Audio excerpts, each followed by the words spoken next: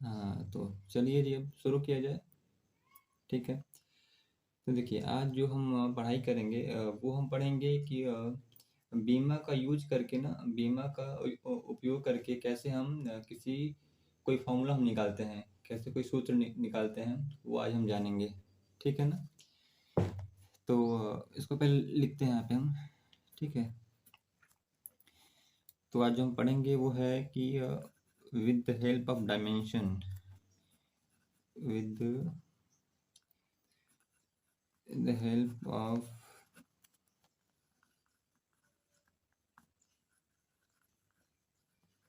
dimension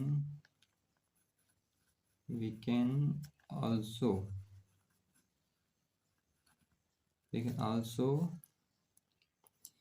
find the relation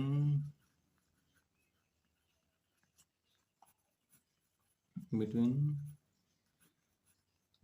ये between है ना, B/W, between different physical quantities, physical quantities। ठीक है। मतलब फिर डायमेंशन का यूज करके हम कैसे हम निकालेंगे, आज हम बताएंगे आपको। निकाल सकते हैं, बस सुनिए एक बार ध्यान से। ठीक है ना। कैसे निकालते हैं, क्या क्या होता है, क्या क्या नहीं होता है, और क्या क्या हम तो किस तरह का फार्मूला हम नहीं बना सकते उससे यूज करके। बेमी सूत्र से किस तरह का फार्मूला नहीं बनता है, किस तरह का फार्मूला बनता है, क्या क्या करना होता है, क्या क्या हमको मानना होता है, क्या नहीं मानना होता है, ये सब आपको बताएंगे। ठीक है ना। तो होपफुली हमको लग रहा है कि आज ये लास्ट वीडियो होगा। नहीं होगा तो फिर कल ख़त्म कर देंगे इसको। इस चैप्टर का एक और दो वीडियो बचा होगा बस। ठीक है। चलिए शुरू किया जाए। तो देखिए आप लोग को पता होगा ना, एक एग्जांपल लेते हैं कि देखिए आप लोग ये सुने होंगे फार्मूला कि ये होता है टी बराबर 2 पाई रूट में L/G। ठीक है। ये होता है टाइम पीरियड, टी है टाइम पीरियड है ये टाइम पीरियड है सिंपल पेंडुलम का। ठीक है। सिंपल पेंडुलम को क्या बोलते हैं हिंदी में? इसको बोलते हैं सरल दोलन, सिंपल पेंडुलम। इसको बोलते हैं सरल दोलक। ठीक है ना। ठीक है ना। देखो इसमें होता है कि कैसा दिखता है वो सिंपल पेंडुलम। ये यहाँ से हम किसी एक पॉइंट से एक रस्सी में बांध के ना एक बॉब को लटकाते हैं। बॉब होती है एक भारी सी चीज़ होती है, लेकिन छोटी होती है वो। ठीक है ना। ये बॉब होती है, ये बॉब है। और बॉब से एक लंबी रस्सी लगाते हैं हम लोग किसी एक पॉइंट से। ठीक है। और फिर इसको ऐसे हम तो कहीं एक किनारे ले आके इसको हम छोड़ देते हैं ऐसे ऐसे करने के लिए। ठीक है। वो ऐसे आगे पीछे घूमती है वो, ऑसिलेट करती है वो। तो यहाँ से छोड़ेंगे हम तो ऐसे जाएगी, फिर ऐसे आएगी, ऐसे जाएगी, ऐसे आएगी। ठीक है ना। अरे आप उसको लैब में देखे होंगे क्लास 10th में। ठीक है ना। समझ में आ रहा है कि नहीं यार? हाँ ना बोल भाई। समझ में आ रहा है ना। ये हमारा है बॉब। इसका मास m मान लेते हैं। ये है रस्सी, इसकी लंबाई है L, यहाँ से लेके यहाँ तक। ठीक है ना। हाँ, इसको पकड़ के हम किसी एक पॉइंट से इसको पकड़ के हम ऐसे छोड़े, यहाँ छोड़ेंगे तो ऐसे ऐसे करेगी ये। ठीक है ना। ऐसे ऐसे करती है। तो यहाँ से छोड़े हम तो यहाँ से यहाँ से यहाँ ये चली चली चली फिर यहाँ पे आ गई। ठीक है ना। तो जो समय लगता है ना यहाँ से जाने में फिर यहाँ तक आने में, इसको बोलते हैं टाइम पीरियड। ठीक है ना। सिंपल पेंडुलम का यहाँ से गई फिर यहाँ पे आ गई, तो इसको बोलते हैं टाइम पीरियड। तो उसी का ये फॉर्मूला है टी बराबर 2 पाई रूट में L/G। ठीक है ना। अभी देखिए इसको निकालते कैसे हैं, बीमीय सूत्र से कैसे निकालते हैं। देखिए ये कुछ कुछ हमको इसमें मानना पड़ता है कि तो पहले हम मानते हैं कि जो टाइम पीरियड है वो डिपेंड कर रहा है जो इसकी लंबाई है, यहाँ से यहाँ तक की जो इसकी लंबाई है उस पर L पे कर रहा है। ठीक है। फिर डिपेंड कर रहा है इसके मास पे, इसके द्रव्यमान पे, ठीक है। टाइम पीरियड और फिर डिपेंड कर रहा है जो से बल लग रहा है ना, जो धरती से बल लगा रही है नीचे की वजह से, ठीक है ना, तो उससे तो बल का मान होता है m×g, वो है वो। तो T हो गया, T प्रोपोर्शन हो गया L के, M के और mg के, ठीक है। ये T को इसको हटाएंगे तो कोई कांस्टेंट आता है, ठीक है ना। फिर M, L, फिर mg, ऐसे करते हैं कि m पे पावर a करते हैं, L पे पावर b करते हैं और mg पे पावर c करते हैं। देखिए ये सब तरीका है, जैसे टेक्निक है सब निकालने का, इसके हेल्प से कि कैसे क्या क्या हम टेक्निक यूज करके निकालते हैं। बस आप ध्यान से देखिए, पूरा आपको समझ में आएगा, ठीक है ना। देखिए अब ये टाइम पीरियड है, ये टी है ना, देखिए इक्वल टू की इस तरफ टी है और इक्वल टू के इस तरफ यहाँ पे एम है, कैपिटल एम है जिसपे पावर ए है, फिर ये एल है जिसपे पावर बी है और ये एम जी है जिसपे पावर सी है, ठीक है ना। फिर टी का जो होता है बीमीय सूत्र वो होता है टी, कैपिटल टी, ठीक है। फिर इक्वल टू के ऐसे लिख देते हैं। फिर एम का जो बीमीय सूत्र होता है वो होता है कैपिटल एम, इससे पावर ए। फिर एल का जो होता है बीमीय सूत्र वो होता है कैपिटल एल पावर बी। फिर एम जी फोर्स है, ठीक है। तो फोर्स का जो बीमीय सूत्र होता है उसका होता है एम एल टी के पावर -2 पे पावर सी लगाते हैं, ठीक है ना। ये कांस्टेंट का नहीं कुछ लिख रहे हैं क्योंकि कांस्टेंट एक नंबर होता है और कांस्टेंट का कोई बीमीय सूत्र नहीं होता है, ठीक है ना। ये एक मतलब एक सीमा है उसका, डायमेंशन का, बीमा का, कि किसी भी कांस्टेंट नंबर का वो बीमा नहीं निकल पाता है, ना होता ही नहीं है वो। नहीं होता, क्यों नहीं होता यही बताएंगे हम लास्ट में वीडियो के, कैसे नहीं होता है। ठीक है, तो इसका कुछ नहीं होगा।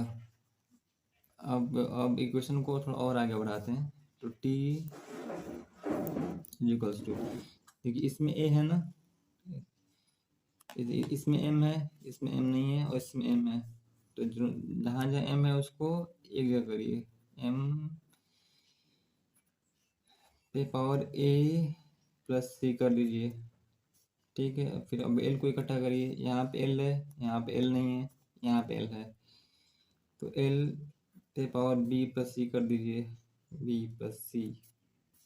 अब t का निकालिए, यहाँ पे t नहीं है, यहाँ पे t नहीं है, इसमें t है, ठीक है। तो t का पावर -2 c कर दीजिए यहाँ पे। अब इससे इसको कंपेयर करिए, इसको इससे, तो इक्वल टू की इस तरफ तो m है नहीं, ना ही l है, सिर्फ t है, और इक्वल टू की इस तरफ m भी है, l भी है और t भी है, ठीक है। ओके, तो देखिए यहाँ पे आ जाएगा। अब एक इक्वेशन बनाते हैं, मतलब ये a plus c is equals to 0, फिर b plus c is equals to 0, क्योंकि ना इसमें m है ना इसमें l है, जब m और l है ही नहीं तो पावर 0 होगा इसमें, ठीक है ना। और m और l पावर 0 मतलब कि 1, ठीक है ना।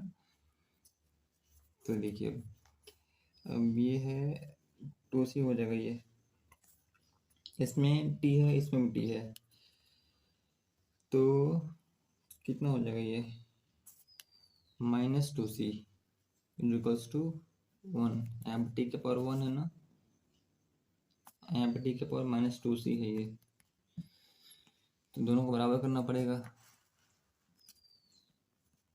इक्वेशन 1, इक्वेशन 2 और इक्वेशन 3।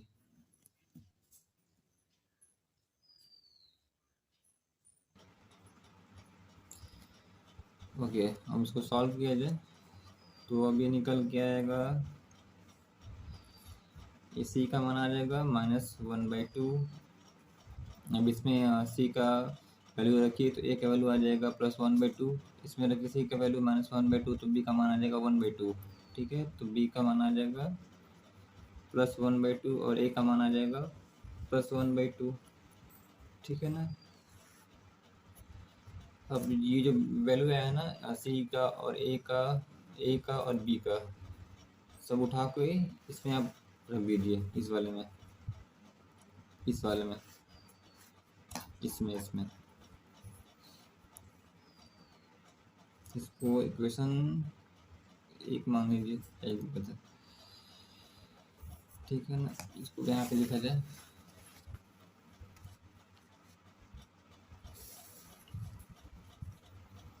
ये है हमारा टाइम पीरियड के एम पे पावर ए, एल पे पावर बी, फिर एम जी पे पावर सी। तो एम का मान आया था कितना, स्मॉल एम है ये, 1/2 आया था। एल पे आया था, एल पे पावर बी है ना, तो बी का मान आया था 1/2। और एम जी आया था, सी का मान आया था -1/2। ठीक है जी, ओके। के एम पे पावर 1/2 मतलब कि, और एल पे पावर 1/2 मतलब कि दोनों ये रूट में है। ठीक है ना, ये दोनों अंडर रूट में है,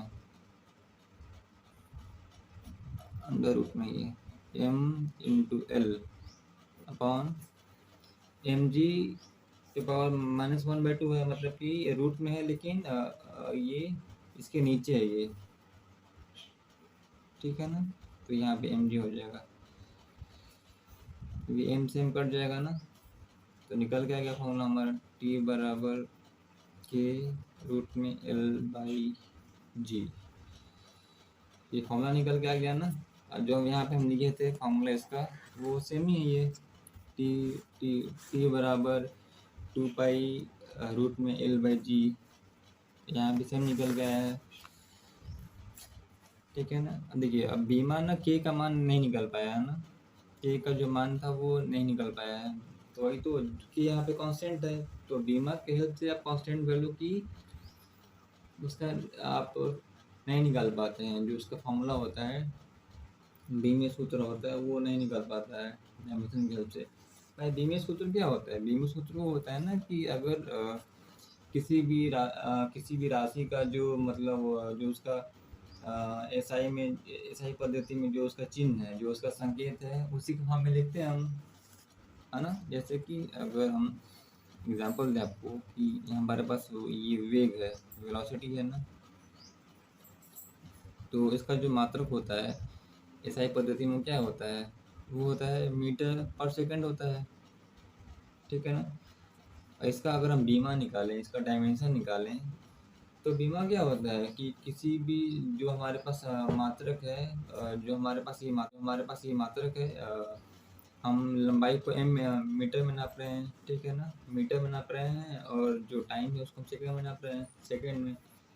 तो मीटर में जो संकेत होता है एसआई पद्धति में, वो एल होता है।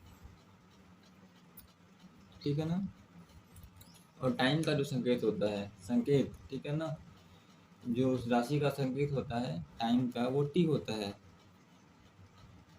-1। यही तो बीमा होता है, और क्या होता है, उस मात्रा का जो संकेत होता है ना, उसी से बीमा बनता है। लेकिन कांस्टेंट वैल्यू का थोड़ी कोई मात्रक होता है, वो तो एक नंबर है, तो उसका कोई मात्रक तो होता नहीं है कि उसको हम संकेत में बदल दें। एसआई जो जो मूल राशि का संकेत है उसमें बदल दें हम, तो वो निकल के आएगा, नहीं निकल के आएगा, क्योंकि कांस्टेंट राशि कोई नहीं होता है, संकेत होता ही नहीं है।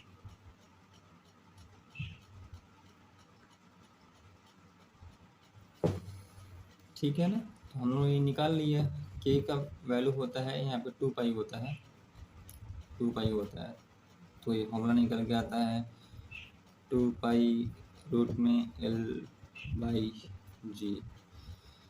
ठीक है ना, ये फॉर्मूला हम निकाल लिए। बीमा की अब हम लोग जानेंगे ना कि इसकी क्या क्या सीमाएं हैं। ठीक है, बीमा से हम लोग क्या क्या नहीं कर सकते हैं, मतलब इस मेथड से जो हमने सूत्र निकाला है उसकी क्या क्या सीमाएं हैं, उसकी क्या क्या लिमिटेशंस हैं। ठीक है, तो पहला तो यही है ना कि देखिए हमने तो पहले ये माना था कि इसकी जो लंबाई है, जहाँ से बॉब लगी होती है, कि वो लंबाई पे डिपेंड करती है। ठीक है, और जो उसका मास होता है, उसका एम होता है मास, तो वो हमने माना था कि मास पे डिपेंड कर सकती है। बाकी जो पृथ्वी द्वारा जो बल लगाया जा रहा था mg, उस पर भी डिपेंड कर सकती है। ठीक है ना, तो हमको ये सब मानना पड़ा था कि लंबाई पे, एल पे, mg पे वो डिपेंड कर सकती है। अगर हमको पता नहीं होगा ना कि क्या क्या कैसे कैसे, मतलब किस किस चीज़ से वो डिपेंड कर रही है, वो उस पर निर्भर है, तो हम नहीं निकाल पाएंगे। ठीक है, और दूसरा ये है ना कि देखिए अगर हमारे पास ऐसा कुछ फॉर्मूला निकालना होता ना, जैसे मतलब जिसमें दो घात हों, इसमें तो सिर्फ एक ही घात था, है ना। अगर इसमें दो घात हों, जिसमें अगर अगर बीच में प्लस माइनस आ जाए, जैसे इस तरह की एग्जांपल अगर हमको निकालना हो, जैसे S U T plus half A T square, तो इसमें दो घात हैं, एक घात ये है और एक घात ये है। तो इस तरह का फार्मूला हम बीमा से नहीं निकाल पाएंगे। अगर इसमें जिस समीकरण में सिर्फ एक ही घात रहेगा ना, तो उसमें हम उसकी हेल्प से हम लोग निकाल सकते हैं। अगर दो घात आ गया तो फिर नहीं निकाल पाएंगे। ठीक है, तो इसका एक सीमा ये भी है, और इसका सीमा एक ये भी है ना कि जो जो जो कांस्टेंट वैल्यू है, जो यहाँ के था ना, तो के का मान हम लोग नहीं निकाल पाए थे इस वाले विधि से। उसका मान 2 पाई होता है ना। ठीक है, तो ये भी था उसका सीमा कि अगर किसी समीकरण में अगर कोई कांस्टेंट वैल्यू है, ठीक है, यहाँ जैसे 2 पाई था, तो उसका मान हम नहीं निकाल सकते धीमी सूत्र से। ठीक है, तो ये सब था, ये सब तीनों की जो सीमाएं हैं वो हैं, और कैसे इसको निकालते हैं आज हमने वो जाना। ठीक है, ओके।